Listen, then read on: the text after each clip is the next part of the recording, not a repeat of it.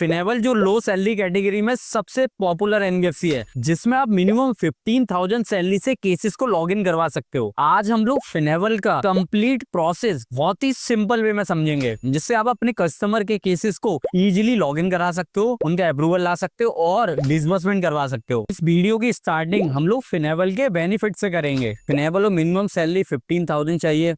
वो डिपेंड करता है कि कौन से टायर का केस है।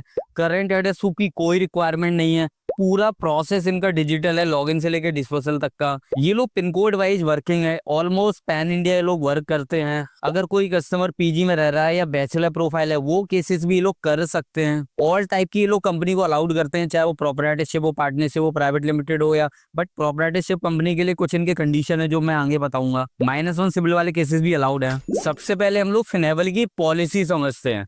फिनेबल में सैलरी टायर 1 सिटी है तो 20,000 रिक्वायर्ड है, टायर 2, टायर 3, टायर 4 है तो 15,000 रिक्वायर्ड है। कस्टमर की मिनिमम एज 21, मैक्सिमम एज 55 होनी चाहिए जब केस हम लॉग इन कर रहे हैं।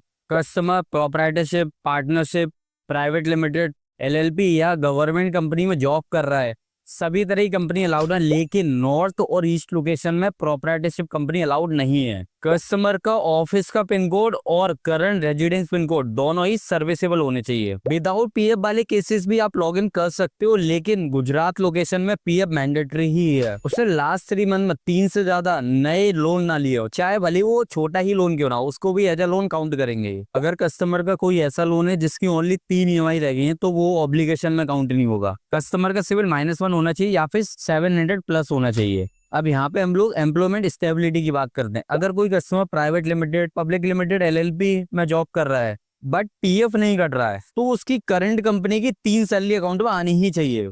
अगर उसने कंपनी स्विच की है तब भी उसको 3 महीने वेट करना पड़ेगा, क्योंकि नई कंपनी की भी 3 सैलरी इसके अकाउंट में आनी ही चाहिए। अगर कोई कस्टमर सोल प्रोप्राइटरशिप या पार्टनरशिप में जॉब कर रहा है तो 6 सैलरी उसके अकाउंट में मैंडेटरी है।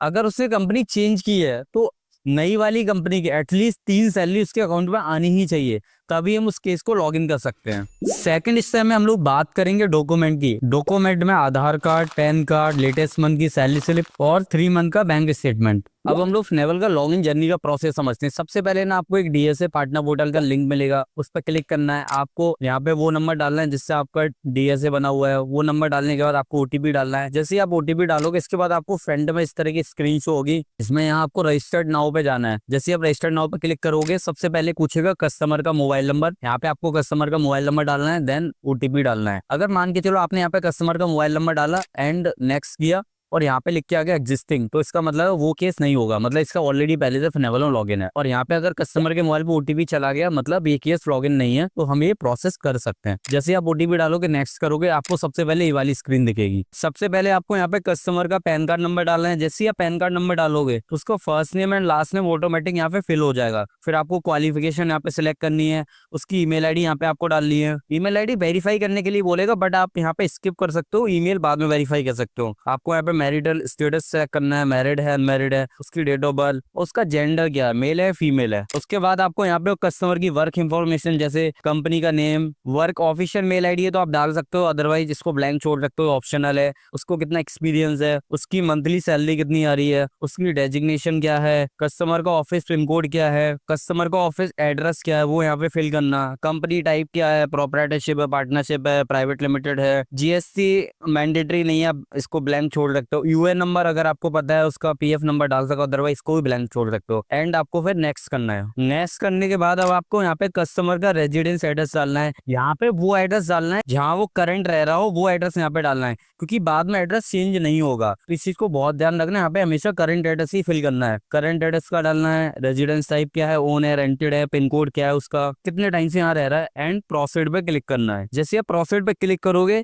यहीं पे केस का डिसीजन होता है, या तो केस रिजेक्ट हो जाएगा या फिर केस इज बेल करके आ जाएगा, तो इसका मतलब स्कोर कार्ड में केस पास हो गया है। इसके बाद हमें कस्टमर की यहाँ पे बैंक डिटेल फिल करनी होती है। बैंक डिटेल फिल करने के बाद आपको केस को यहीं पे छोड़ देना है। अब बाकी का काम एसएम करवाएगा। अब आपको फिनेबल का एप्लीकेशन डाउनलोड कराना है कस्टमर के फोन में, बट आप एक चीज हमेशा याद रखना कि जब भी हम एप्लीकेशन डाउनलोड करा के प्रोसेस करेंगे, कस्टमर उसी लोकेशन पे होना चाहिए जो उसने लॉगिन के टाइम पे लोकेशन डाली है। तो कस्टमर प्ले स्टोर पे जाएगा, वहाँ पे फिनेबल सर्च करेगा, वहाँ पे ये एप्लीकेशन आएगा, इस पर क्लिक करना है, डाउनलोड करना है। जैसे ही वो डाउनलोड करेगा मांगेगा, उसके बाद वो मोबाइल नंबर मांगेगा। कस्टमर को वही मोबाइल नंबर डालना है जो लॉगिन के टाइम पे डाला था। वो डालने के बाद आपको पहली स्क्रीन ये शो होगी। जैसे ही आप अप्लाई नाउ पे क्लिक करोगे, फर्स्ट ऑप्शन आएगा जहाँ पे आपको लोन अमाउंट सेलेक्ट करना होगा। तो आपको लोन अमाउंट सेलेक्ट करना है। लोन अमाउंट सेलेक्ट करने के बाद आपको इस तरह का यहाँ पे अमाउंट शो होगा, मैक्सिमम कितनी एलिजिबिलिटी है कस्टमर की, कितनी उसकी ईएमआई है, आपको कितना टेन्योर चाहिए, वो सिलेक्ट करने के बाद आपको नेक्स्ट करना है। फिर इसके बाद यहाँ पे केवाईसी कंप्लीट करने का ऑप्शन आएगा, तो आप नेक्स्ट करोगे। नेक्स्ट करने के बाद सबसे पहले सेल्फी अपलोड कराएगा, आपको लाइव सेल्फी अपलोड करनी है। इसके बाद आएगा वेरीफाई योर आधार, उस पर आपको क्लिक करना है। जैसे आप क्लिक करोगे यहाँ पे आधार का नंबर मांगेगा, आपको आधार नंबर डालना है, कैप्चा कोड डालना है और ओटीपी डालना है। ओटीपी डालने के बाद यहाँ पे 6 डिजिट का पिन मांगेगा, वो आपको डालना है। जैसे आप पिन डाल दोगे उसके बाद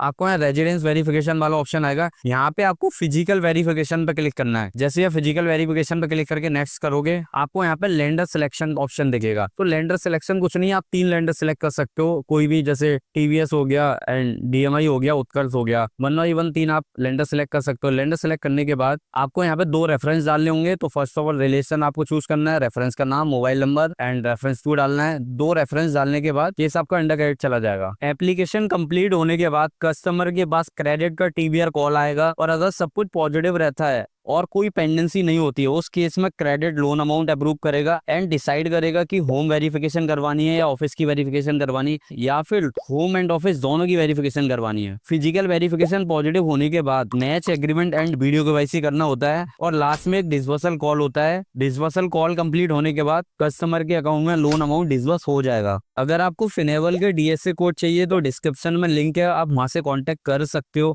और फिनेबल के साथ साथ मैंने ना इनक्रेड की भी वीडियो बनाई हुई है, उसको भी जाके देखो। कई बार ऐसा होता है कई केसेस फिनेबल में रिजेक्ट हो जाते हैं बट वो इनक्रेड में अप्रूव हो जाते हैं, तो उस वीडियो को भी जाके देखो, जिससे कि मान लो कोई केस आपका अगर फिनेबल में रिजेक्ट हो रहा है तो आप इनक्रेड में जाके लॉग इन करो। बाकी वीडियो आपको कैसी लगी प्लीज कमेंट बॉक्स में जरूर बताना।